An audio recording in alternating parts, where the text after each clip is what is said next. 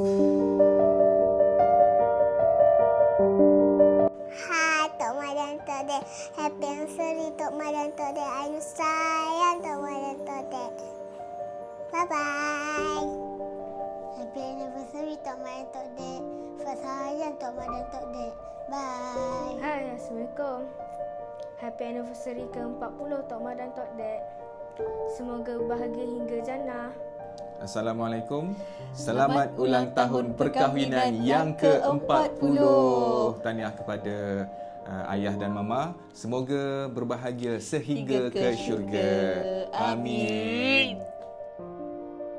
Hai, Mama dan Ayah. Okey, kakak nak ucapkan selamat ulang tahun perkahwinan yang ke-40 buat Mama dan Ayah.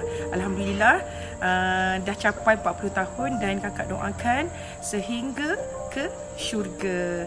Kakak, abang Saipul, Suci dan Saif doakan kita sekeluarga terus bahagia juga bersama-sama sehingga ke syurga. Kami sayang Mama dan Ayah.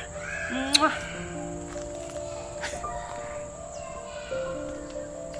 Hai, Assalamualaikum Tok Mak Tok Dek. Happy anniversary yang ke-40. Semoga bahagia selalu. Suci sayang Tok Mak Tok Dek. Selamat hari kahwin yang ke-40 tahun dan saya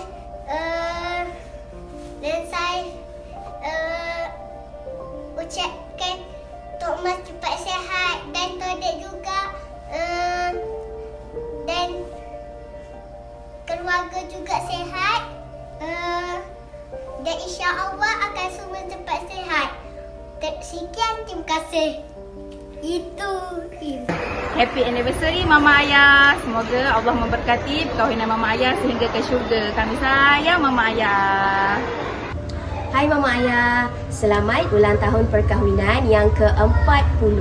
Semoga Mama Ayah sihat selalu, diberkati Allah serta bahagia sampai hujung nyawa dan sampai syurga. Timah dan juga Mang sayang Mama dan Ayah. Bye. Hai Mama Ayah, happy anniversary yang ke-40.